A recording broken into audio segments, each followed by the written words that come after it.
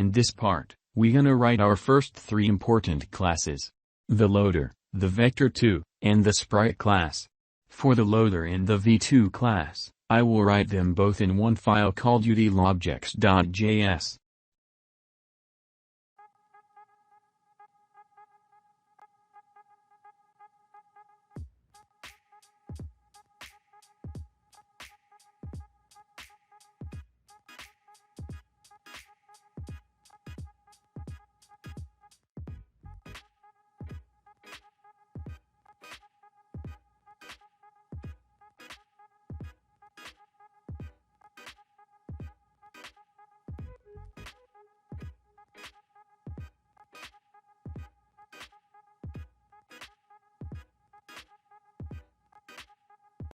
The loader class is gonna be responsible for loading all the images we will need to draw on canvas.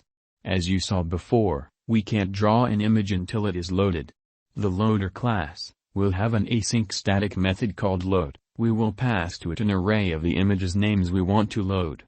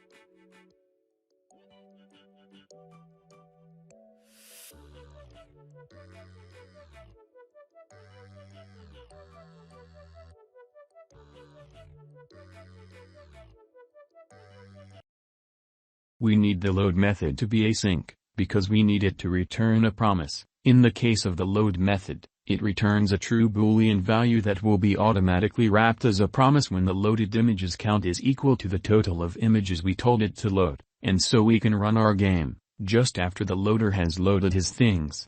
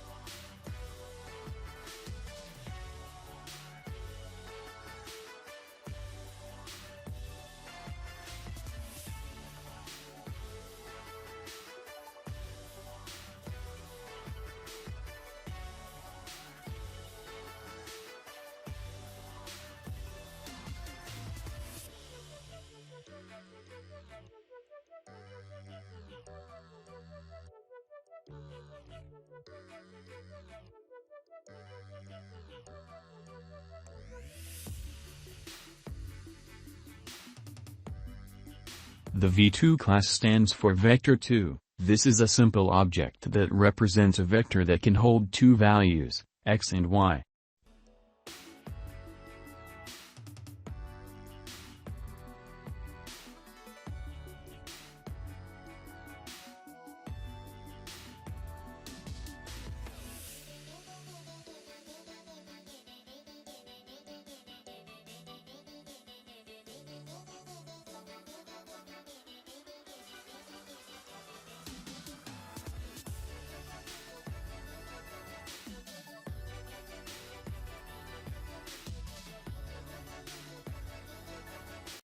The Sprite class We'll have an image, a position, and a size, and we will use it to draw images on the canvas. The rest is pretty easy.